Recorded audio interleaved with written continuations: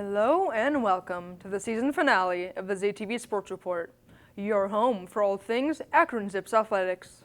I'm your host, Megan Williams. And I'm Zach Leininger. And in today's episode, we're going to be concluding our coverage of all the spring sports. So don't go anywhere, because the ZTV Sports Report starts now.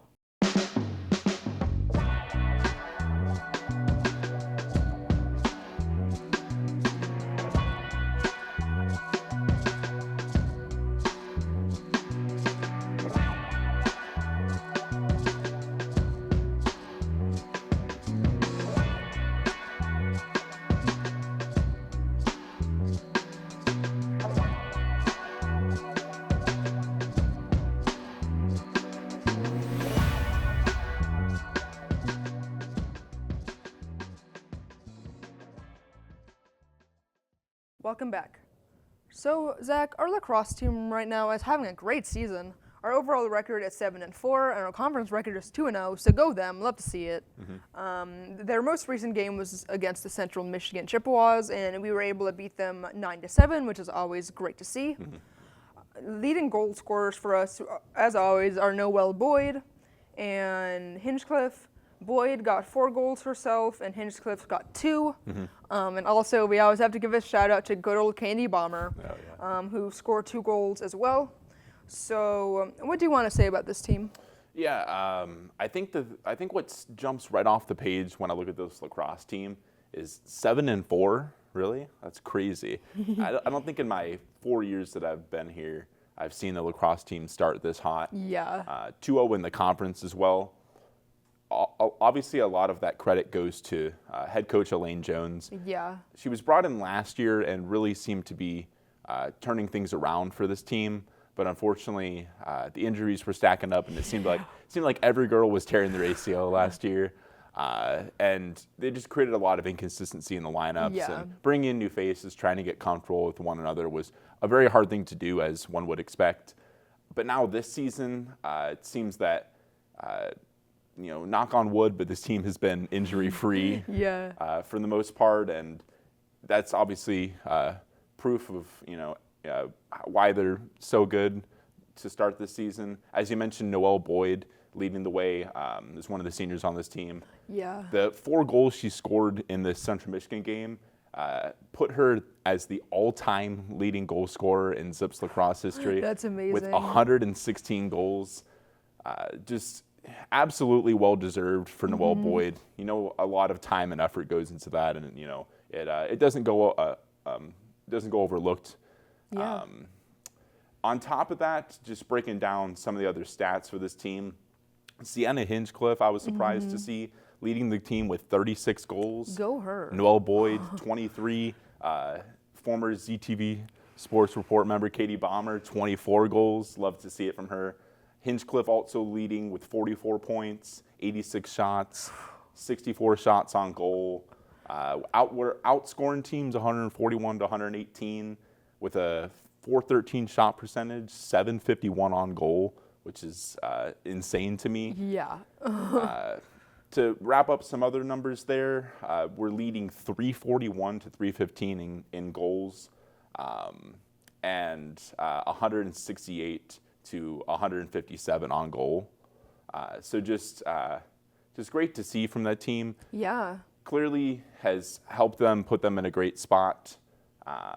And this 9-7 win against Central Michigan was a great start. As we get into the conference play of this, it looks to be an exciting season for this lacrosse team for the first time in a while. Definitely have the ability to go far. These seniors are going to take them as far as they can go. I'm confident in the job Elaine Jones is doing, and it's going to be great to see this team continue to perform. Yeah, I mean, it's clear that our team has just completely changed their ways since 2 years ago. This coach has really made a big impact on them. And I think they may even be able to make it to the MAC tournament this season, which would be great to see. So I think really all we need is just them to continue what they've been doing, continue the success. Now it's time to talk about the baseball team. And they recently had a 3-game series versus the Ball State Cardinals. And Ball State is typically really good at baseball, and we're typically not the best at baseball. Yeah. So when you have those two teams playing each other, it's going to be a rough one. Right. And the first game is a great depiction of it being a rough one. Mm-hmm. The first game in the series, we lost 11-2, which is really all I want to say about that one. The second game, we figured out how to play baseball. We scored 2 runs, and our defense was a lot better, only allowing Ball State to score 5. Obviously, it's still a loss, 5-2 Ball State. I think they really took that to heart, because the third game, I don't know who this team is, this third game, I really don't. Yeah. We scored 11 runs off of 17 hits, which is just almost unheard of from this team. We only allowed Ball State to score 5 runs, which is crazy considering typically they were scoring way more than that on us. So what do you want to say about this game? Yeah, Megan, I looking at this game, I agree with with everything you have said up to this point. That first game against Ball State was really how I felt this series was going to go. I mean, 11-2 against one of the top teams in the Mid-American Conference, and the Zips sitting in dead last. Yeah. Didn't think it was going to go well. Into game 2, as you mentioned, we seemed to kind of have the team figured out a little bit.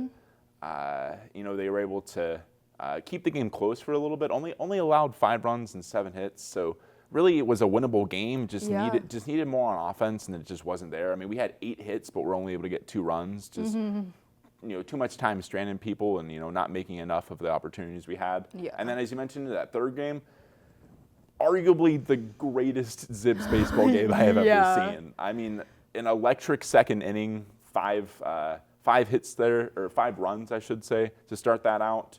Added 1 in the third, 2 in the fourth, 2 in the fifth, 1 more in the sixth. Insane. It seems like every time we're coming up to bat, it's like every swing was a hit, it felt like. And I was like, what is going on? We finally had that, that stroke of good karma that was hitting our team. I was like, man, is this what it feels like to win? Yeah. It was crazy. I just, just couldn't believe what I was seeing.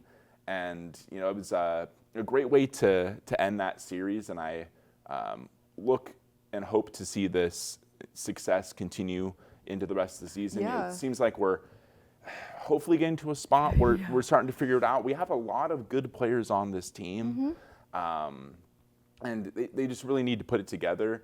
Of those players that I mentioned, Max Bowman leading the team, batting .346 on the year. Caden Matlin batting .329. Andrew Horvath batting .312. So we're not doing that bad. In the 300s is good. Yeah. We have a couple other guys that I think Blake Bowen's over 300 this season. So we have 4 or 5 guys hitting over 300.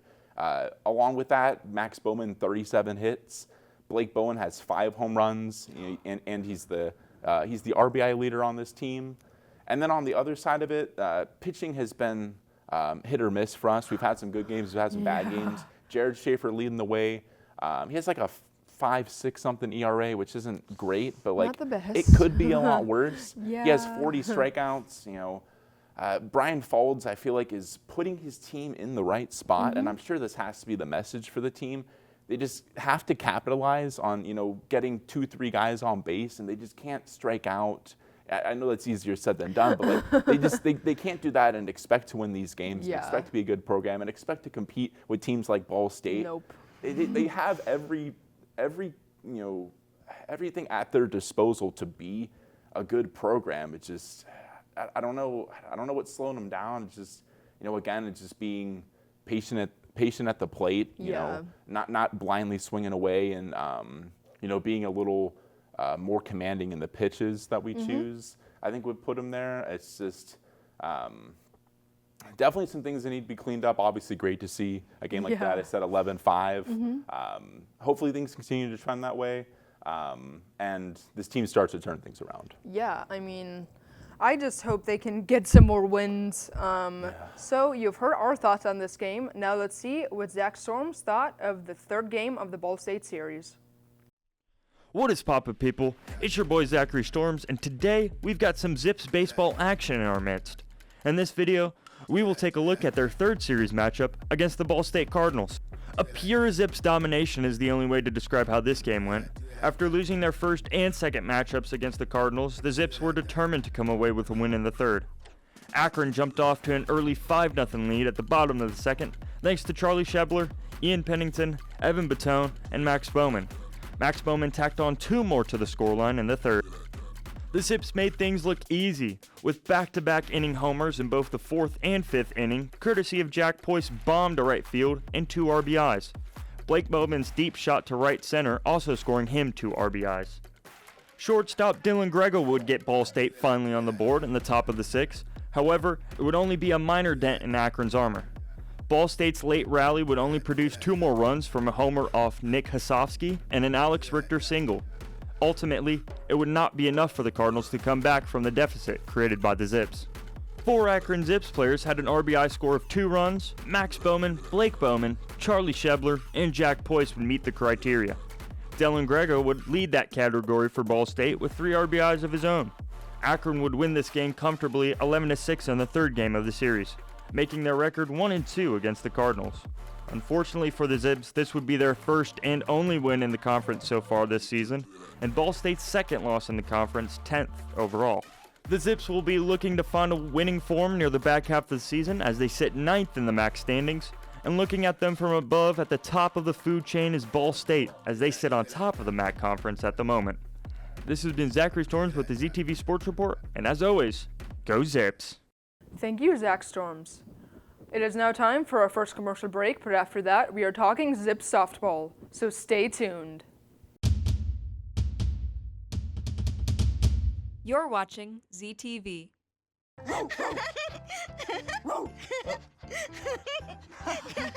What is it, Julia? Why are you so excited, honey? Oh, hey, do you want to use your talker? With Julia's autism, using a talker can help her find the words she wants to say. My dog. You want to do something with Rose, Julia? Play ball. Do you want to play catch with Rose? I think Rose is excited to play catch too.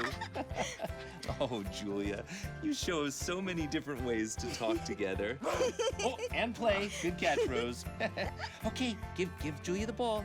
There you go. Okay, throw the ball, Julia. Oh. For Julia's family, early screening for autism made a lifetime of difference. Find out more at screenforautism.org. Okay, Julia, there you go. Whoa, another good throw. That's the way. Sam, Elmo. Oh, hey, Julia. Are you ready to play band with us? I'm going to play my clarinet. And Elmo's gonna play his drum. Drum loud. Oh, well, you know what to do, Julia. Julia knows. With Julia's autism, loud sounds can be too much. But she still loves to make music. Play band. Early screening for autism can make a lifetime of difference. Find out more at screenforautism.org.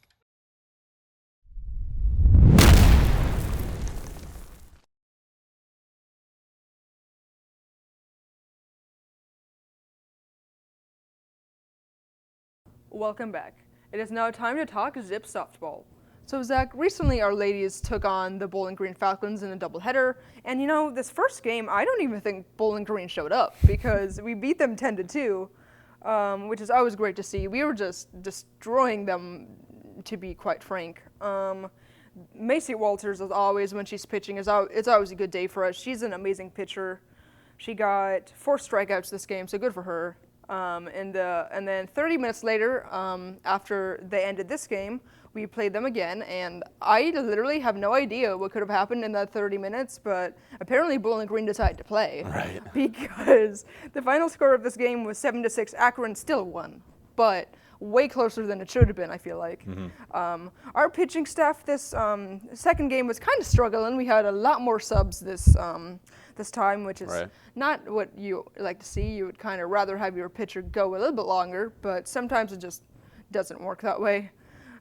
So what would you like to say about the softball team? Yeah, I think to answer some of your questions in that first game, Macy Walters to me pitched what I would call as close to an absolute gem as we could want from her. Yeah. I mean, through 6 innings, only gave up 2 runs, 5 hits. You know, maybe a few more than we wanted, but again, only 2 runs, but 4 strikeouts on top of that. Lily Sullivan went 4 for 4 at the plate.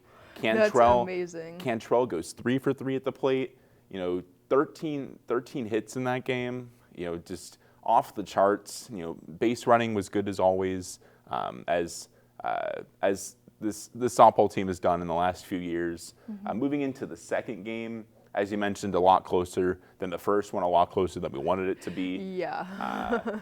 And Herwarden only pitching 2/3 of that first inning, not what we wanted to see. I mean, 3 hits, a walk, 2 errors, 2 runs, walk to player, just all over the place in the start there. And then Jamrog attempts to come in, Madeline Lee attempts to come in. Luckily, Macy Walters came in there at the end, much like in the first game, sealed the win for the Zips in the second one. Hits still got 9 in that game. Gave up 10 though to Bowling Green, so not exactly what we wanted to see. But they were holding their own in that one. I mean, Wygas goes 2 for 2 in this one. Selker goes 2 for 4. Megan Lee goes 3 for 4. So just some good hitting overall in this game. Seems like not the best game we've seen from them, not the most complete game, but they got the job done. They did what they needed to do. I think that's what most important. Looking into the stats for this team, Megan Lee batting .366 on the year with 45 hits. Sophia Wygas batting .358, tacking on 5 home runs, 28 RBIs to lead the team. Third on the list for batting average, Alexis Campbell at .317. Brooke Civic comes in there just below her, I think about .309. As you mentioned already, Macy Walters having a pretty stellar year. Yeah. 9 for 8 in her appearances, 40 strikeouts. Someone I've really enjoyed watching and has really came on strong, Maddie Jamrog, 6 and 4 on the season, 39 strikeouts. Just all these girls doing a great job of putting each other in positions to succeed.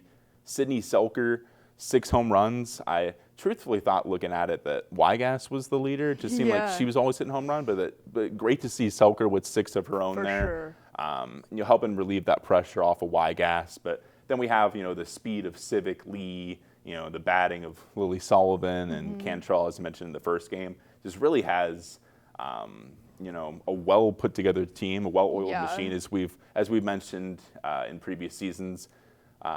As is per usual, 18 and 17 on the season. So again, just about 500 as we've been the last few years, which is good. I think what I'd like to see more specifically for this team is just in this conference play as we went in, because we're 18 and 17. But we're only 5 and 5 in the conference. Yeah. And looking at Bowling Green, they're 12 and 22, but they're 4 and 6 in the conference. And as we know, your overall record means really nothing, because whoever you're playing in the beginning of the season and all those other games don't matter a bit once you get into conference play. And so these next few weeks are going to be crucial to this team. Obviously, we would like to see far more of this first game against Bowling Green than the second game. And if we can continue to combine, that base running, the speed, the hitting with the pitching of Walters, Jamrog, Madeline Lee, this team is pretty dangerous, and I feel pretty good about them climbing the ladder in this conference and putting themselves in a good position. Yeah, I mean, earlier in the season, our ladies beat Michigan State, which is just amazing to see. So I think they just need to keep taking that energy from that game and just take that into the conference games. I agree. I think they should have a pretty good chance of making the MAC tournament this year. Last year, I think they were like 2 games out, which is literally the saddest thing ever. So I think they're going to make it this year. I have a feeling, So now it's time to see what Zach Leininger thought of the second game of this series. What's going on, everybody? Zach Leininger here, and today we're going to break down the Akron Zips' recent softball series against the Bowling Green State Falcons. After a 10-2 victory in Game 1, Akron welcomed Bowling Green back out onto the diamond as the two teams faced off in the series finale. The Falcons started the game off hot with a pair of doubles, resulting in a run scored by Katie Hutter. After some bad Zips defense, Bowling Green extended their lead as an RBI ground out by Hannah Hunt scored Addie Martin to give the Falcons a 2-0 advantage heading into the bottom of the first. Akron answered back in the bottom of the inning with a Sydney Selker RBI single up the middle, scoring Brooke Civic. Sophia Weigast followed that up with an RBI single through the left side to score Megan Lee and even the game at 2. To add insult to injury, Alexis Campbell reached on a fielder's choice, allowing Sydney Selker to score, giving the Zips a 3-2 lead after 1 inning. After subbing in for Mallory Herwarden, Maddie Jamrog kept Bowling Green silent through the 3rd inning. Then, in the bottom of the 3rd inning, the Zips offense stayed red hot as Sydney Selker lined another one up the middle, helping Civic score Akron's 4th run of the game. Later in the inning, Lily Sullivan smacked a sac fly to center field, bringing Selker home for run number 5. Exceptional base running by Katie Cantrell and Haley Sanchez gave the Zips a 6-2 lead as Cantrell stole second and Sanchez stole home in the process. Moving into the top of the 4th, the Falcons were able to get the best of Jamrog as a sac fly by Martin brought Delaney Davis home to bring the game to within 3. Similarly, in the top of the 5th, Bowling Green put another run on the board as Davis laid down a textbook bunt for an RBI single, scoring Peyton Steffes to make it a 6-4 game. After Akron's offensive struggles continued, the Falcons came up to the plate in the top of the 6th, and Martin uncorked an absolute bomb to left field off of Madeline Lee to tie things up at 6 and cap off a 4-0 run by Bowling Green.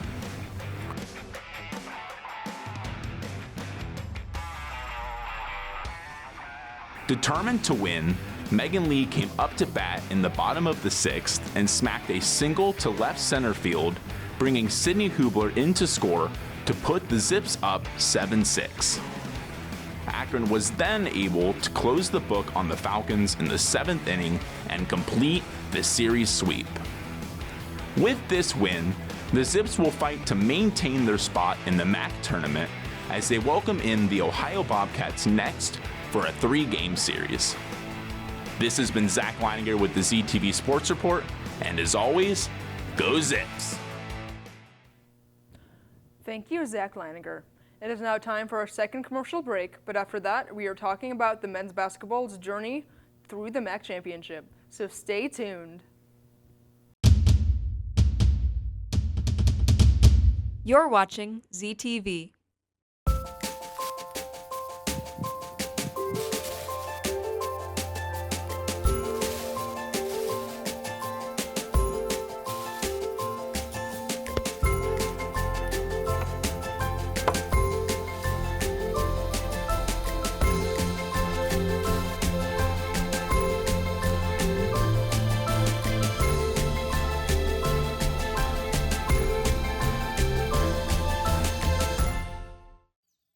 Jason, let's go see your room.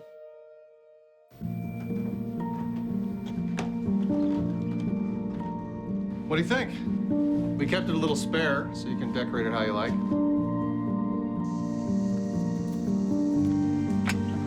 Dinner! Go? Excellent. Soccer is fun. Yeah, I saw you guys out there. We're the family. Yeah! Oh, I thought you were on my team.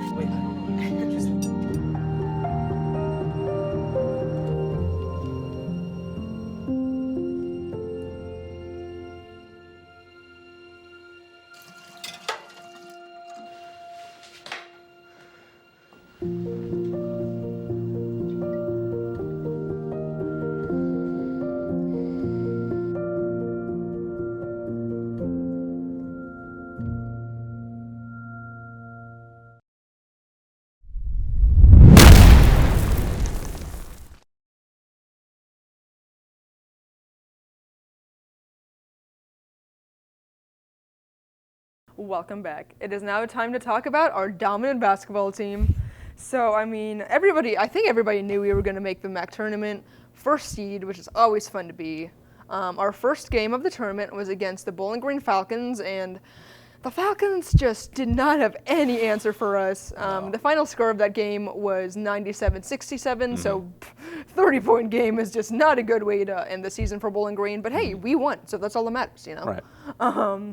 So that got us to the second round where we played Toledo. And, you know, this is Toledo's first time making it to the second round in 10 years. Right. But, you know, they were up against us. And when you're up against us, you're not going to win. So sadly, their season was over, you know. And we beat them 100-90. So it was a much closer game, but we beat them still. Right. Nate Johnson in this game was absolutely phenomenal. Scored 31 points. I love that for him. He was just going off. Yeah. And then next game was against Miami of Ohio for the championship. And that game was scary, if I'm honest. I don't know what was happening to us. They came to play. They really did. And, you know, it was a really close game, but we ended up winning, which is always good to see. Final score was 78-74. And once again, Nate Johnson went off 20-plus points. And with that, he won MAC Tournament MVP, as well as MAC Player of the Year and MAC Defensive Player of the Year. And this is the first time in years that the same person has won MAC Player of the Year and MAC Defensive Player. So go him. So what do you want to say? Yeah, Megan, just absolutely electric performances across the board from the Zips. As you mentioned, that first round against Bowling Green, a near 30-point win. Yeah. We were shooting the absolute brakes off of the Falcons we there. Really were. You know, I remember Bowen Hardman, Seth Wilson had 4 or 5 threes respectively in that game. You know, Nate Johnson did his usual, you know, anchoring the team on both sides of the ball. And just they really had no answers for us, but it was really just that intensity we brought to each game, you know, from the offensive side, pushing in transition, hitting all the threes we do, but also being a sound defensive team as well. Yeah. That helped us in games like Toledo, you know, 100-90. That is a very, very high scoring college basketball really game. is. I mean, 52 in the first half. Toledo had 41. You know, got the edge in the second half, but that beginning game push by us is really what put us over the top. I mean, 10 for 18 on three-pointers in that game. Absolutely ridiculous. 55% from three. That's insane. You know, they say you live and die by the three. Luckily, we lived to this game. You know, we were shooting away, and we were hitting. Was great to see. Held Toledo to 29% on that side of the ball. They were still able to shoot 49, but you know, we shot 56% overall. So just matching them and then some. With that, as you mentioned, Nate Johnson, 31 points. I mean, 5 rebounds, 6 assists, all-around effort. Tavari Johnson, Isaiah Gray stepped up this game, 15 for each of those guys. Shamaz Scott, 6th Man of the Year for the MAC Conference, 14 points. Amani Lyles, key forward for this team off the bench, 12 points. Just really doing our thing and, you know, playing some great team basketball that, as you mentioned, got us into the MAC championship. That MAC championship, Megan, I will not lie to you, felt just like last year. Yeah. Didn't really seem like a game we necessarily deserved to win. Yeah. But regardless, we did. I mean, I remember Kent State, we were leading last year going into halftime. This game, completely different. 46-34 in the first half. I mean, Peter Suter was just having his way with the Zips. Yeah. He ended with 24 points. I think 16 or 18 of those came in the first half alone. I think he started off like 4 for 5 from 3. Yeah. And it was like, you know, it seemed like every time I got the ball, it's like, oh gosh, Peter's going to sink this one again. And it was like, I was screaming at my TV and everything. It was like, no, what are we doing? But once again, as has been the case for the Zips team over the past several years, John Gross just has that composure to him and just has that coaching experience behind him to where it seems like, I don't want to say this team could go down 30, you know, I don't want to be ridiculous or anything, but it seems like no matter the score of the game, we were always in it. Yeah. You know, and one of the things I remember looking at this game, Nate Johnson, I think only had 3 attempts in the first half. Yeah. You know, he ends with 13 there. And And I think in the first half he had 2 or 3 points, ends with 22. So really it was in that game, it was like, okay, all right, we just need to settle down. We need to get back to what we were doing. We were missing very easy layups at the rim, not making the most of the wide open threes we were getting from this team. And I just think that that push at the beginning by Miami had us shook. It definitely seemed like, and especially the arena, the energy had just shifted to that, to the Miami crowd and that. But as I mentioned, really brought it back, and we're doing a great job boxing out, closing out on defense, pushing the ball in transition, and really just turned it around. I mean, we shot 43% in the second half to 18% in the first half from three, which I think was the big killer for this. As I mentioned in the Toledo game, this team was living and dying by the three all year. 2 for 11 from three was not going to cut it, and I remember sitting there going, we cannot fold in the MAC championship. It's like this team from the start of the season to the finish of the season, they were the best team in the Mid-American Conference, undeniably. I mean, I remember Miami earlier in the season, we beat by 25 points, like nearly a 30-point win. It was like, that Miami team definitely studied up. They were ready for us this game. And it was just exciting to see the Zips bring home the Mid-American Conference Championship for the second year in a row. A lot of people thought after the loss of Enrique and Ali last year that this team wasn't going to be able to rebound, but they did that and then some. In fact, this was what I would deem the greatest season in Akron Zips basketball. For sure. I mean, 17-1 in the MAC Conference, 28-6. So we tied the best MAC record in history, had the most wins in program history, won the MAC championship. Really not much more you could ask from this team. It was a very exciting season to watch, and I think one of the best things about it is, I think nearly half of this team is back again for next season. I think, as is the case, we're back in the driver's seat to do this thing once again. Yeah, Run it back. I mean, this MAC tournament win gave us a bid to the NCAA tournament. We got Arizona, which was always going to be rough. Let's be honest. And we're really not going to talk about the game because it wasn't pretty. No. But our team was still amazing this season. That one game does not negate the entire rest of the season. Does not define us. It does not at all. And Coach Gross recently won Mid-Major Coach of the Year, which is just amazing. I'm not Coach. shocked at all. Uh-huh. He's an amazing coach. He has been the entire 8 years he's been here. And I can't wait to see what this team does next season. Yeah. So now it is time for a new segment. So let's take it over to Zach Storms. What is poppin', people? It's your boy Zachary Storms, and today we have a brand new segment brought to you by ZTV Sports Report. This is your top 10 plays of March. Let's get right into it.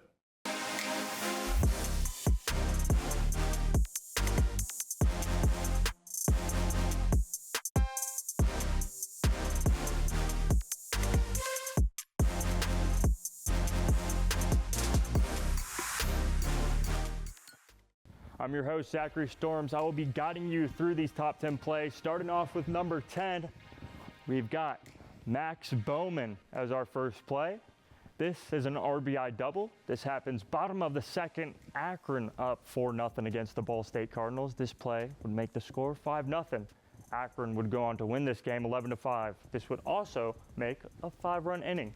Have yourself a day, Max Bowman. You are our 10th play. Next, we move to Alexis Campbell at number 9. Bottom of the first, bases loaded. Ball State was off to an early one-score lead until this 2-run single from Alexis Campbell. This would give Akron an advantage heading into the second. Have yourself a day, Alexis Campbell. You are number 9 on our list. Coming in at number 8, we've got Lily Sullivan. Bottom of the third, Akron up 6-2. Same game against Ball State. This play, make it a 7-2 game. Another one-run double.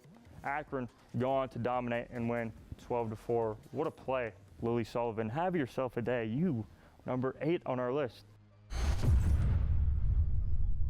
Big Slim Jim Okonkwo, bringing his talents from the UK, starting off hot in the MAC championship with a monster dunk over Peter Suter of the Red Hawks. Head top, At Conquo, setting the tone early on.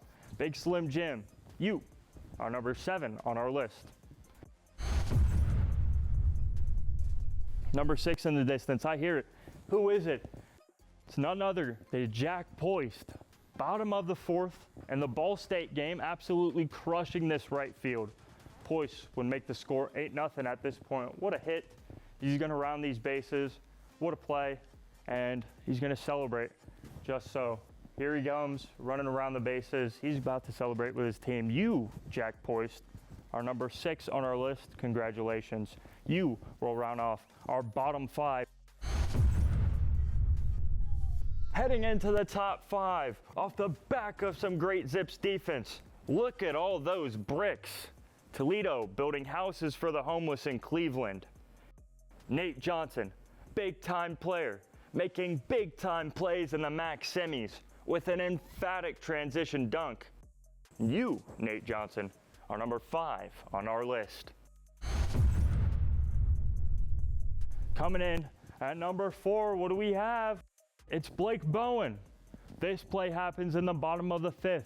1 runner on base. Akron so far was dominating the Ball State Cardinals, and Bowen adds salt to the wounds with this fantastic shot to right center. Akron go on to win 11-5. Have yourself a day, Blake Bowen. You, number 4 on our list. Coming in at number 3, moving on to another Bowen. Bowen Hardman misses his first chance. However, Tavari Johnson gives it back to him and says, try again. And he doesn't disappoint, creating a potential 4-point play, getting the crowd hyped in the MAC quarterfinals. Akron dominating through a near 30-point win, 96-67 against Bowling Green. Bowen, have yourself a day. You are number 3 on our list. Coming in at number 2, Charlie Shebler. Game 3 of the series against Bowling Green. Mr. Shebler, show us what you've got. And he does not disappoint with a grand slam, deep to right field, bottom of the 7th, and getting Akron right back into the ball game. Mr. Shebler, you are number 2 on our list. What do we got for number 1? Nate the Great Johnson, a game winner off of some great defense from the Zips. Lovely Euro step lay. Here we go. Euro step lays chip for the championship. That will round off our top 10. Everybody, have yourself a day, a month, and a year. I've been Zachary Storms, your host. Back to Zach and Megan. Thank you, Zach Storms. So that'll be it for today's episode.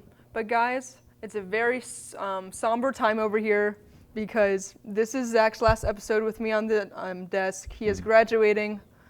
And I just wanted to take this time to thank you, Zach, for everything you've done for ZTV and personally everything you've done for me. I know I've asked a lot of you in recent years, especially with me learning how to produce and everything.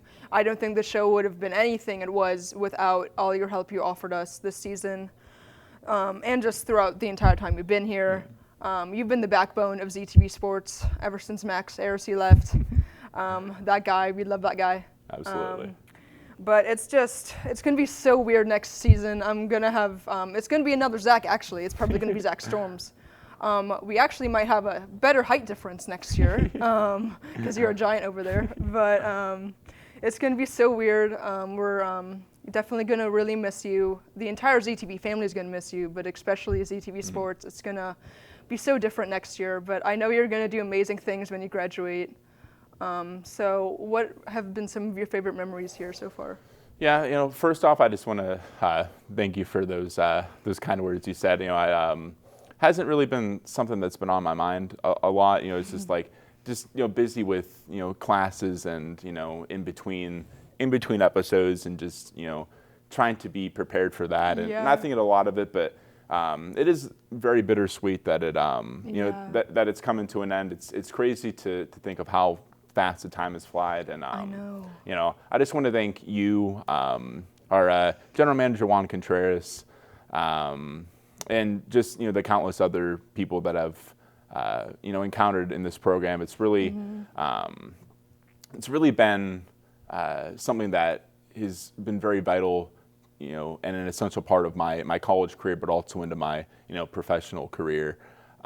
It's just been amazing to get this hands-on experience to meet so many other like-minded individuals, and just to continually crank out quality content for all of the people out there. Yeah, it's gonna be tough. Definitely something I haven't quite processed yet.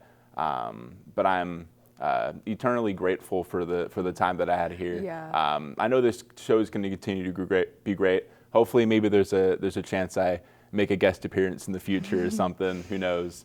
But it's been an amazing ride, and one of the best decisions I've ever made, and I won't regret for a second any of the time that I've spent in this program. Yeah. So guys, that'll be about it for today's episode.